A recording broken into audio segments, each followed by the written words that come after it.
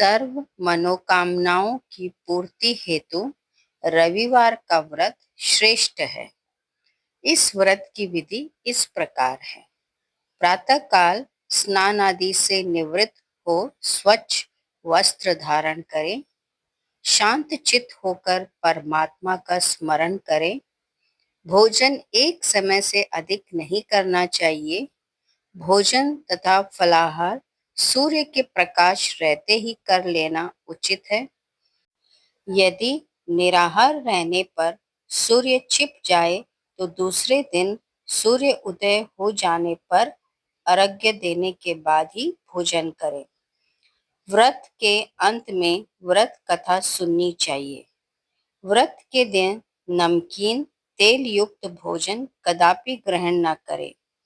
इस व्रत के करने से मान सम्मान बढ़ता है तथा शत्रुओं का नाश होता है।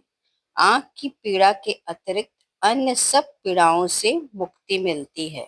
आइए भक्तों, अब सुनते हैं सूर्य देव की व्रत कथा। एक बुढ़िया माई थी।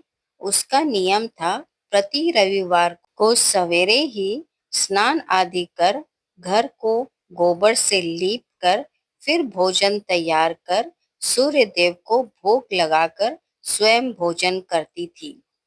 ऐसा व्रत करने से उसका घर अनेक प्रकार के धन्य धान्य से पूर्ण था। सूर्य देव की कृपा से घर में किसी प्रकार का विघ्न या दुख नहीं था। सब प्रकार से घर में आनंद रहता था। इस तरह कुछ दिन बीत जाने पर उसकी पड़ोसन, जिसका गौ का गोबर वो बुढ़िया लाया करती थी, विचार करने लगी कि ये वृद्धा सर्वदा मेरी गौ का गोबर ले जाती है, इसलिए अपनी गौ को घर के भीतर ही बांधने लग गई। बुढ़िया को गोबर न मिलने से रविवार के दिन अपने घर को गोबर से न लीप सकी, इसलिए उसने ना तो भोजन बनाया, ना सूर्य देव को भोग लगाया तथा स्वयं भी उसने भोजन नहीं किया। इस प्रकार उसने निराहार व्रत किया। रात्रि हो गई और वह भूखी ही सो गई। रात्रि में सूर्य देव उसके सपने में आए और भोजन न बनाने तथा भोग न लगाने का कारण पूछा। वृद्धा ने गोबर न मिलने का कारण सुनाया तथा सूर्य देव ने कहा कि माता, हम तुमको ऐसी गौ देते हैं जिससे सभी इच्छाएं पूर्ण होती है, क्योंकि तुम हमेशा रविवार को घर को गौ के गोबर से लीप कर भोजन बनाकर मेरा भोग लगाकर खुद भोजन करती हो। इससे मैं खुश होकर तुमको वरदान देता हूँ। निर्धन को धन और बांझ स्त्रियों को पुत्र देकर दुखों को दूर करता हूँ तथा अंत में मोक्ष देता हूँ। स्वप्न में ऐसा वरदान देकर सूर्य देव तो अंतर्ध्यान हो गए और वृद्धा की आंख खुली तो वह देखती है कि आंगन में एक अति सुंदर गौ और बछड़ा बंधे हुए हैं।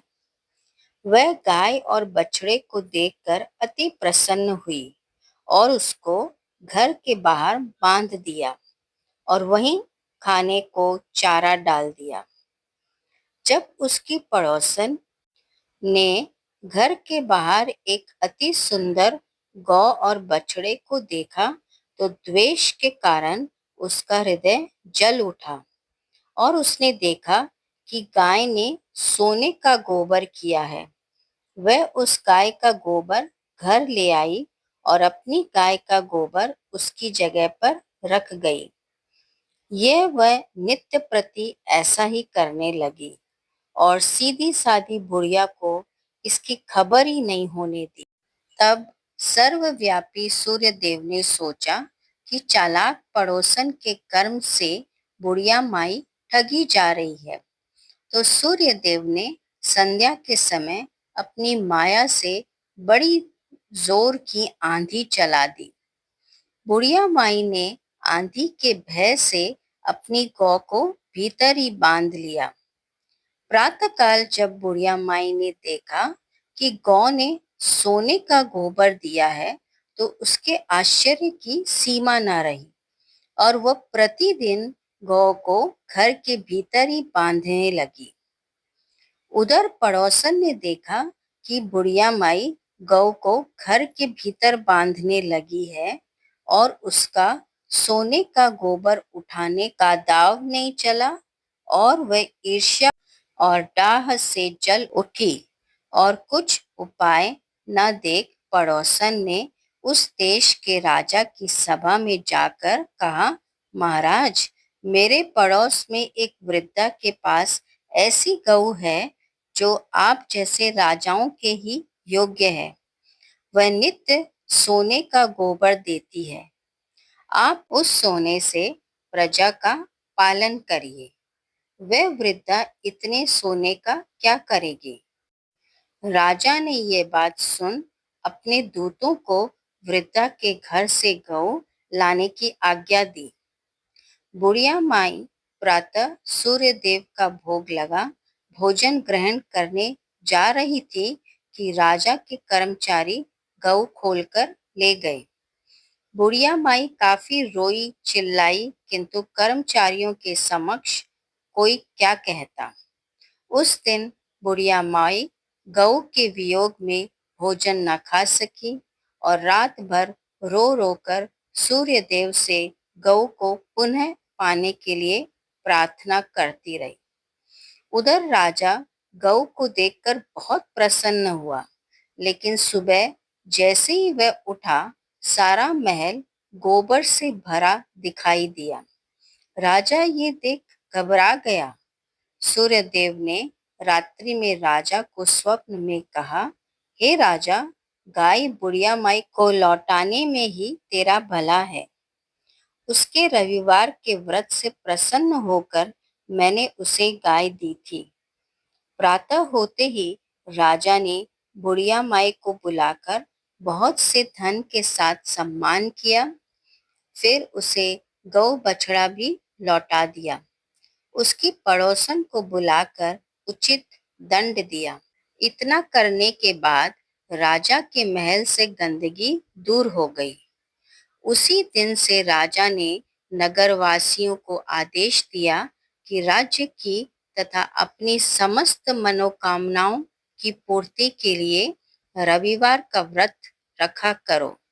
व्रत करने से नगर के लोग सुखी जीवन व्यतीत करने लगे।